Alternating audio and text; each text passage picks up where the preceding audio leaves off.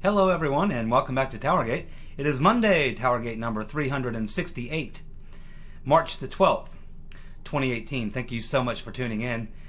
It's good to be back with you. It always is. What fun we have, huh? Well, before I get on to the news of the day, and we've got a lot to cover, I'll try to get to it all. I want to give a shout out to one of my good subscribers here. C12451 is his handle that he goes by, and he left a link on TowerGate day number 366, and that is a very interesting link to check out.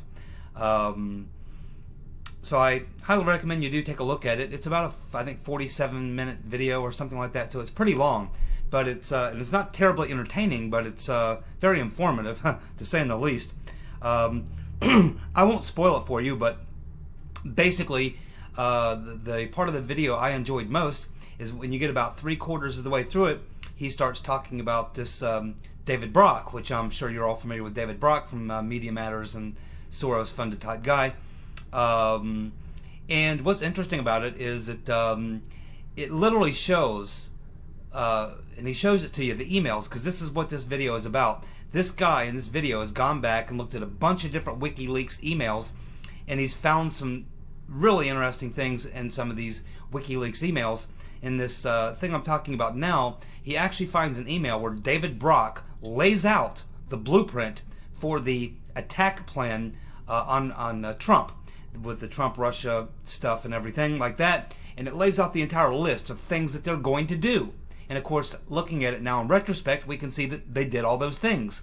So it's pretty wild, to say in the least. To take a look at that video, and there's some things in there about the association with Google and Eric Schmidt and all that, which is stuff we've all heard before, but there's some pretty cool emails about that as well. But mostly the thing that rocked me was the seeing that list by David Brock of all the things that they were going to do to attack Trump or what have you, and it's all right there. It's literally the blueprint for how they were going to use the media against Trump in the election.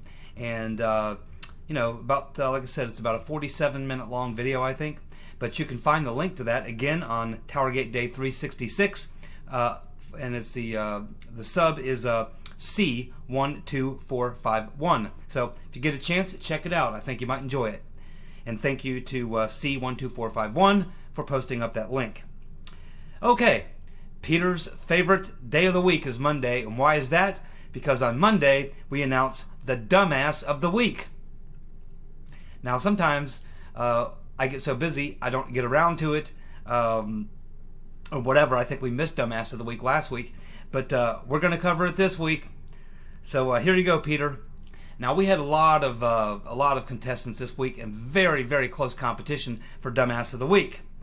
And it was a tough decision, but I think I finally had to decide on the following. I have decided on Jill Abramson, who's the former editor of the New York Times. Alrighty, and she wins this week's award of Dumbass of the Week for the following. She stated in an op-ed in The Guardian this past Wednesday that she carries a Barack Obama therapy doll in her purse because she, quote, she says, "I carry a little plastic Obama in my purse. I pull him out every now and then just to remind myself that the U.S. had an African-American president until very recently." She carries around a little plastic Obama in her purse so she can pull him out from time to time and remind herself that the U.S. used to have an African-American president until recently. Well, African-American, I don't know, maybe just African. He may have been our first Kenyan president. He may have been our first Indonesian president. I think he was our first Manchurian president. That's my opinion, and I don't know where he's from. And I don't know where he went to school. I don't even know what the hell his real name is. Barry, Obama, Barack. I mean, who the hell knows what his name is, who he is, where he came from. God only knows. But anyway, this just shows that she certainly suffers from liberalism, the mental disorder, because if you're a full-grown adult and she was a former editor of the New York Times, Jill Abramson, and she carries around a little plastic Obama to help get her through the day, then you've got some really serious problems, some very, very serious problems. But let me remind her, as she's squeezing her little plastic Obama, maybe she could reflect on some of the following things from the 8 years of the plastic Obama. Perhaps when she's squeezing her plastic Obama, she can recall that in 2010, Obama's first midterms, that the Democrats had the biggest losses in 72 years. She might also remember that he campaigned for Hillary, and she lost bigly. As she's squeezing her plastic Jesus or plastic Obama, which she thinks is Jesus, she might remember that 1,100 Democrats lost seats in the national, state, and local elections under the plastic Obama.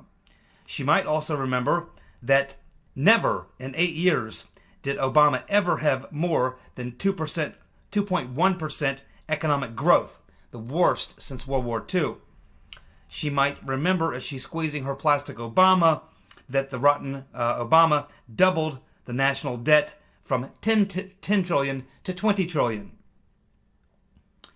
11% of Americans went from middle class to lower middle class under the plastic Obama.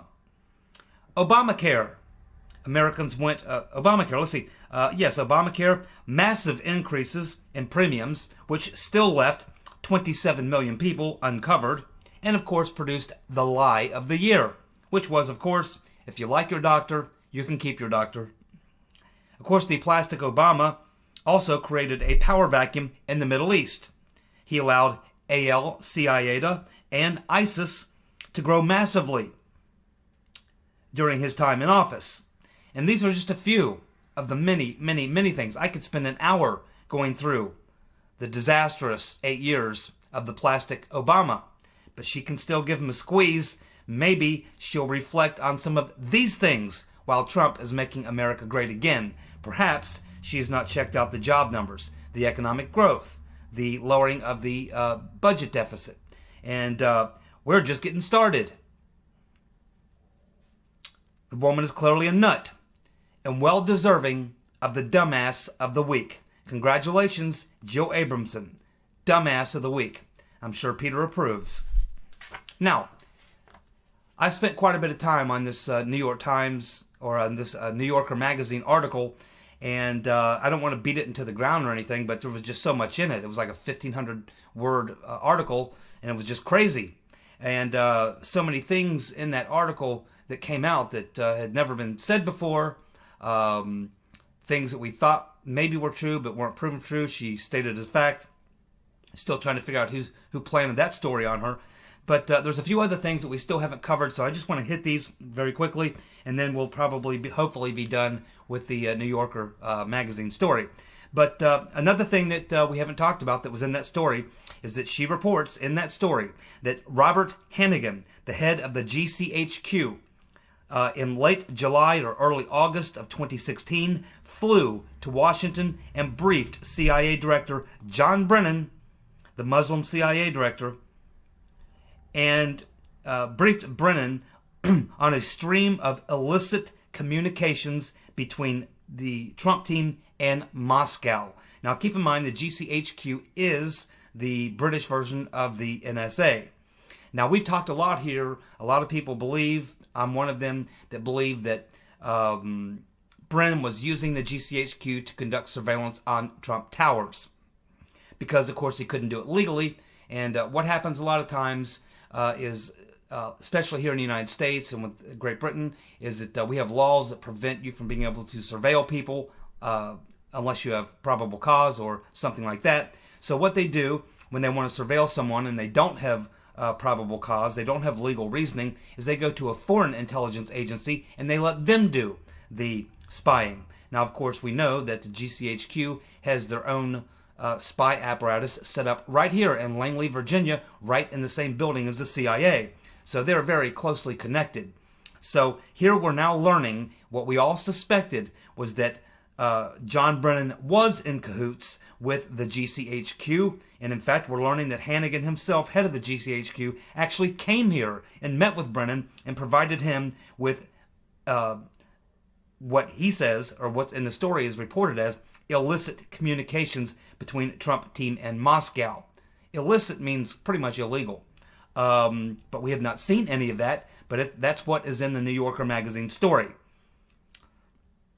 We also learned that in the late summer, Confusion GPS set up meetings, a series of meetings, at the Tabard Inn in Washington, D.C., which it sounds like it's a hotel. And this series of meetings was set up between Christopher Steele and a handful of national security reporters. And in this story in the New Yorker magazine, she states that these encounters were surely sanctioned in some way by Fusion's client, the Clinton campaign. Here she is in this New Yorker magazine telling us that the series of meetings that was set up in D.C. between Christopher Steele and these reporters, she's saying that they were surely sanctioned in some way by Fusion GPS client, the Clinton campaign. She's basically telling us that the Clinton campaign had a role to play in bringing Christopher Steele here to the States to brief these reporters. Now, why do you think that is? Do you think it may have been because Fusion GPS had been trying to get all these media organizations to print things that were in the dossier, but they wouldn't do it because they were afraid of getting sued because none of it could be proven? And probably the rotten Reverend Clinton probably sitting back saying, wait a minute, I'm paying millions and millions of dollars for this opposition research. We got this Trump-Russia thing going on, but the newspapers are refusing to print any of it. And maybe we need to get Christopher Steele over here so that he can, vouch for all this stuff so that they'll start printing it. And so it appears that that's exactly what she's saying. She's saying that the Clinton campaign was surely a part of sanctioning these meetings that took place in D.C. between Christopher Steele and these national security reporters. That's what she's saying. It's not me. That's what she's saying in her article. We learned also that Jonathan Weiner and Steele had been working together for over 2 years prior to the 2016 election in Ukraine. Well, that explains why Jonathan Weiner had such a relationship with Christopher Steele and was giving him information fed to him by Sidney Blumenthal, coming from Cody Shearer, right inside the Clinton universe.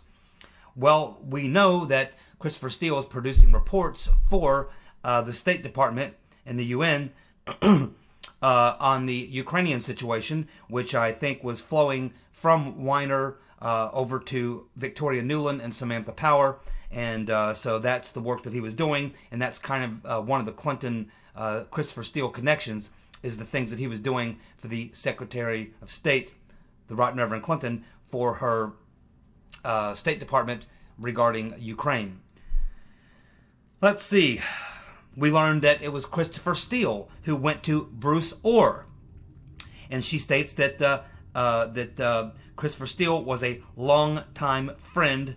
That Bruce Orr was a longtime friend at the Justice Department. So now we learn that Steele was also apparently had a good relationship with what's described here as a longtime friend at the Justice Department. So Bruce Orr obviously had this relationship with Christopher Steele going back some time.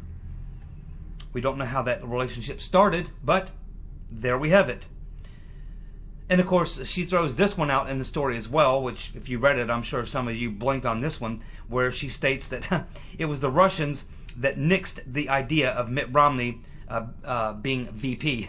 Yeah, the Russians told Trump, yeah, we don't want Romney as a VP. Don't choose him. Trump said, oh, okay. The only reason that Trump even brought Romney in there to even talk to him was just to have some fun with him. I mean, Romney was out there being total anti-Trump. And then, so I think Trump was just playing with him. He said, yeah, well, watch what happens when I offer him VP. Let's just see how fast he comes in here and kisses my ass, which is exactly what he did. Trump invites Romney in. They have dinner. Romney kisses Trump's ass. And the next day, Trump says, nah, it ain't Romney. So He was just playing with Romney. The Russians had nothing to do with nixing the idea of Romney being VP. He was never going to be VP. Okay, but nice try. Let's see.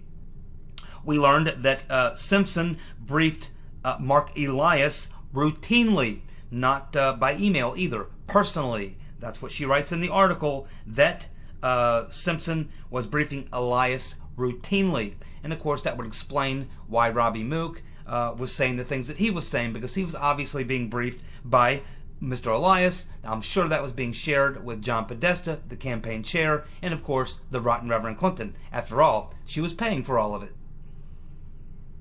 We also learned something else. There was an article written back in late 2016, December I believe, by a guy named John Cassidy. And he was writing an article, and in that article, and it had something to do with the dossier, and he's writing about it, and he uses Jane Mayer in his article. And he uses Jane Mayer, and he says that according to her, that Steele did not pay his sources. Steele did not pay his sources, according to John Cassidy in his article, and he's quoting Jane Mayer. Well, of course, we saw that in the New Yorker magazine article, she states that Christopher Steele did pay these collectors, which you can say collectors, you can say sources, you can say whatever you want. You can, define that however you want. He was paying people. She says it in the New Yorker magazine article, but she's quoted in a previous article back in 2016, and this John Cassidy piece is stating that Christopher Steele did not pay his sources. So, who's to know what the truth is there? I think he paid them.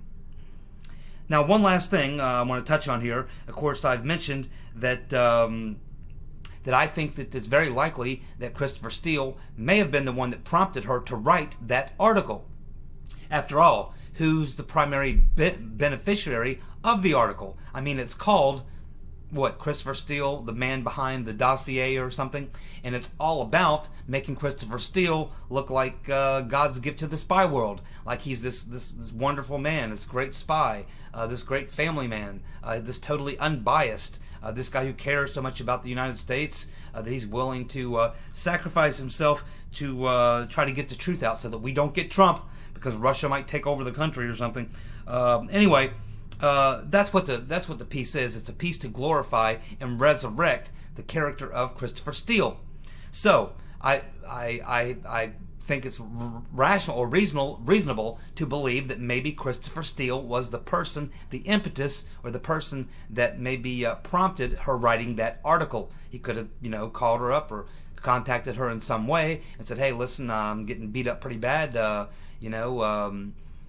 really appreciate if you could drop a good story about me or something and talk about the fact that, the dossier is true and all the stuff that I told you when we met the last couple times when I came to Washington, and, just try to, do me a little favor if you can." But if you remember, I've stated that the most important two sentences in that entire article, 1,500 words, the most important probably 10 or 15 words in there, is the part where Christopher Steele says that his sources told him that there were Russian agents inside the DNC. And I've already told you what I think about that. Now, think about it for just a minute. For him to put that in there, I mean, it sounds to me like that's a threat. Because what is Christopher Steele doing if he put that in there, or if he asked her to put, Jane Mayer to put that in there or something? Because where did that come from? We've never heard that. It wasn't in the dossier. It wasn't in any of the 17 memos of the 35-page dossier. Never have we heard before that there were Russian agents inside the DNC. So why would he put that in there? Well, it sounds to me like a threat. It sounds to me like what he is saying is, hey, if you don't, if you Democrats or if you people, who could be in trouble by all this, if you don't want me talking, if you don't want me bringing up some of this stuff, you better give me protection. You better take care of me and make sure I don't get sued, make sure I don't get drugged into Congress, make sure I don't get indicted, make sure I don't get charges against me, because if I do, I'm going to start talking about some other things, like the fact that there might be Russian agents inside the DNC. Think about what that does when you start dealing with that issue. Think about all the things that raises, all the questions that raises. It takes you down a road a lot of people do not want to go down in Washington. Whether it's Mueller, the Democrats, or a lot of other people do not want to go down that road about the fact that there may have been Russian agents within the DNC. So it almost looks like it's a threat. It almost looks like he's saying, hey, if you don't take care of me, then I'm going to start talking about some other things, and one of them will be Russians planted in the DNC as agents, and that will open up a lot of questions and take us down a lot of roads that we don't want to go down, do we? So you better take care of me, or this is the type of stuff that I'm going to start talking about. So it almost looks like it's an extortion where he's saying, you know, I've got this information and it could be very damaging. It's taking us places that you don't want to go.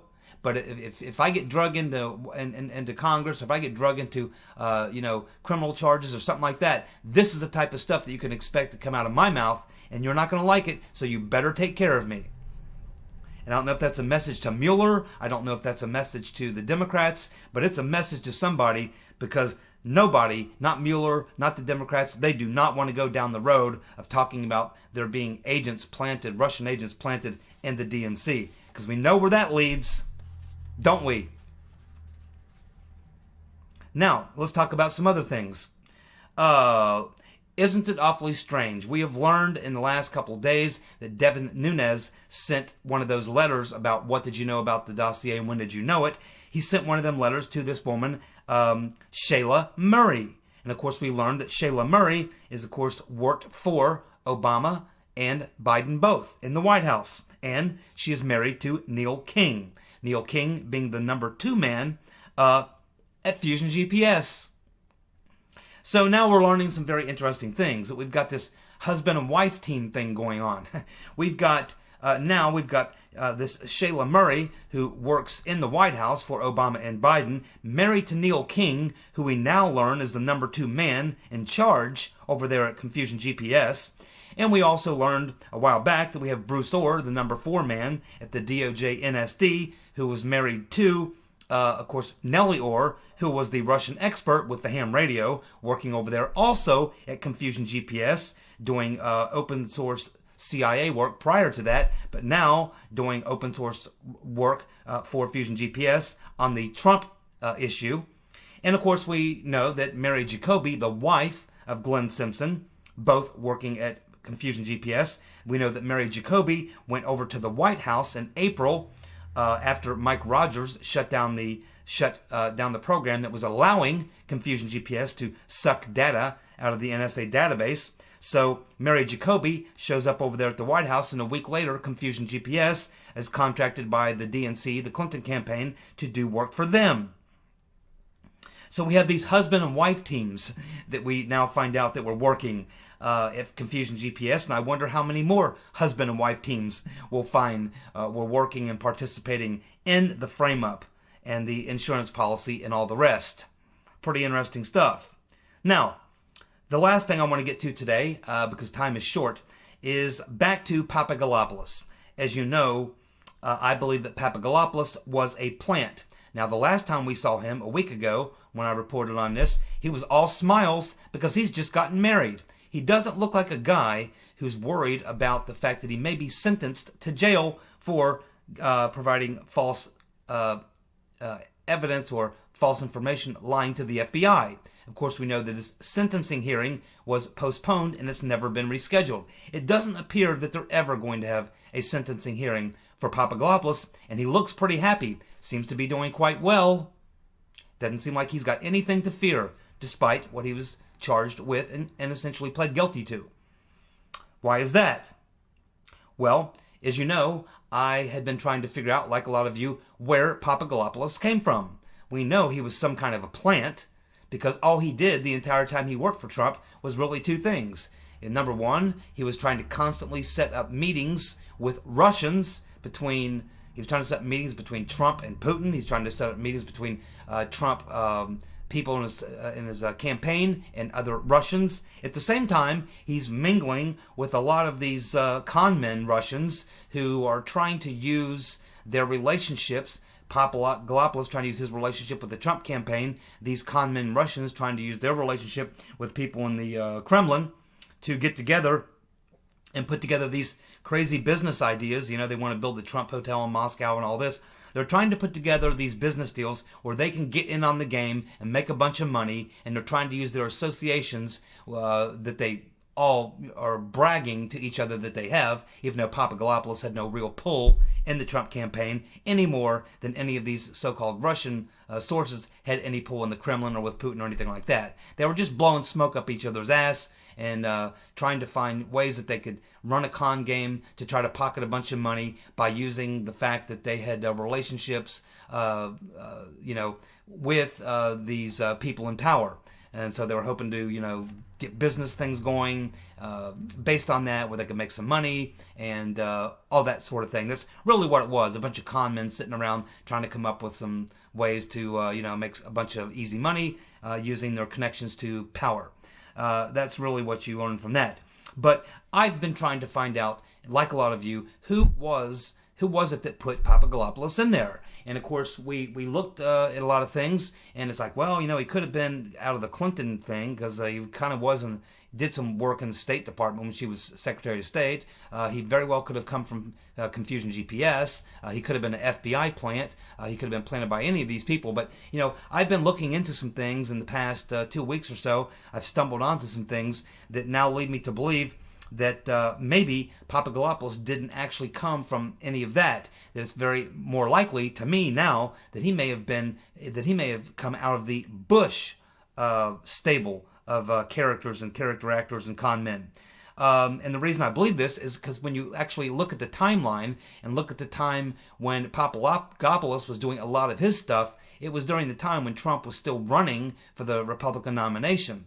And then you look at his connections to, of course, the spy school in Italy, and you look at some of the other organizations that he's passed through. These are neocon organizations associated with Republicans, not Democrats. And then we learned about David J. Kramer and his associations and the fact that he comes out of the Bush camp as well.